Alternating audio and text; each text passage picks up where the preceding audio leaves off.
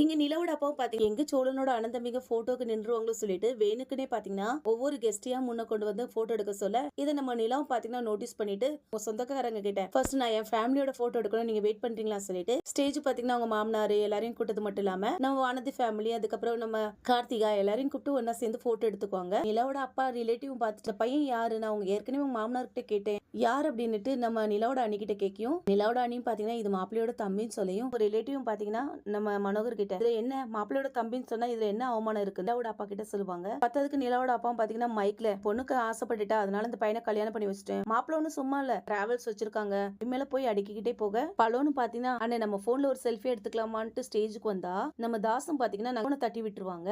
இதனால கோவப்பட்ட நம்ம நிலா பாத்தீங்கன்னா நான் மைக்ல பேசலாமான்னு சொல்லிட்டு மைக்க வாங்கி எங்க அப்பா சொன்ன மாதிரி சொல்லணும் டிராவல்ஸ் வைக்கல ஒரு டிராவல்ஸ்ல கார் ஓட்டுறாரு அவ்வளவுதான். அதே மாதிரி எங்க அப்பா நிறைய பேசியிருக்காங்க. அதுல ஒரு விஷயம் என்னன்னா எங்க அப்பா நல்லா படிக்க வச்சாங்க அது உண்மைதான். ஆனா நான் நினைச்சது எதுவுமே எங்க அப்பா எனக்காக செய்யல. அது மட்டும் இல்லாம எங்க அப்பா கூட என்னெல்லாம் செய்ய முடியாம என்னால போச்சோ கல்யாணத்துக்கு அப்புறம் நான் சோளம் கூட சேர்ந்து செய்யறது எனக்கு ரொம்ப சந்தோஷமா இருக்கு. வரைக்கும் இந்த குடும்பத்துல நான் கல்யாணம் பண்ணிட்டு வந்தது எனக்கு கிடைச்ச பெரிய வரமா நினைக்கிறேன்னுட்டு எல்லாரும் முன்னாடியும் சொல்லுவாங்க.